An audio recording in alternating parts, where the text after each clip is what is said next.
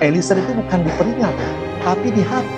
Karena alasan penghapusnya tadi sekarang azasnya ada, azas idamun dan fi mendat ise pelise itu.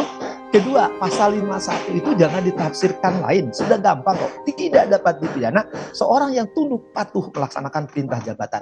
Orang suka membenturkan bahwa itu perintah itu melanggar undang-undang. Betul tadi saya katakan sejak awal. Semua juga membunuh, menganiaya, jangan kan membunuh, menganiaya dilarang. Tapi orang lupa, lahirnya buku 1 itu adalah ketentuan umum. Dan ini dianut di RUU KUHP yang baru juga, pasal 51 masih ada, Mas Dini ya. Ini masih ada, jadi alasan pembenar, alasan pemaaf ini masih ada. Jadi kalau orang mengatakan, wah dia perbuatan harus bertanggung jawab, betul, dia harus bertanggung jawab. Cuma pertanggungjawaban menjadi hilang karena ada alasan pemaaf.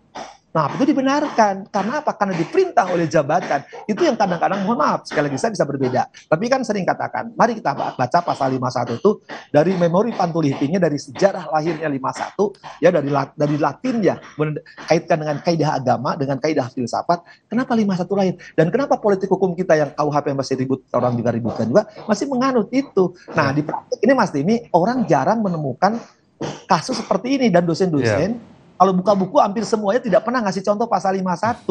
51 itu hanya di buku-buku dahulu ya yang orang tidak punya. Yang ada tuh di belakang saya tuh bukunya ada semua tuh. Asli itu di belakang saya tuh. Itu bukan, ini latar belakangnya asli loh. Latar rumah saya. Virtual.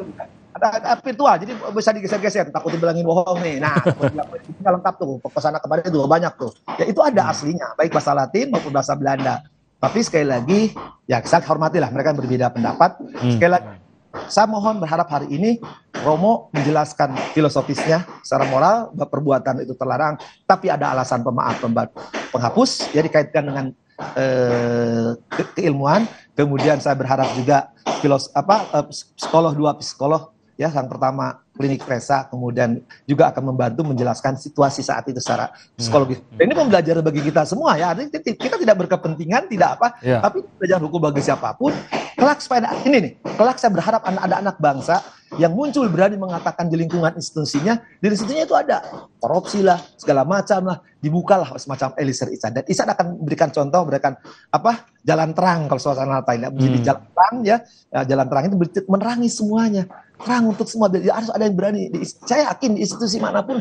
Jadi sekali jangan mainnya di pembunuhan saja. Siapa tahu sebagai korupsi, siapa tahu di perkara-perkara pencucian uang. Siapa tahu, saya yakin itu. Kalau itu dibuka, ya tidak hanya dia sebagai JC, tapi juga hukum membuka ruang pembenar itu. Kalau sekarang Eliezer nanti diperlakukan sekali lagi dihukum, malah hukumannya tidak sesuai, ya ngapain juga jadi Eliezer kan?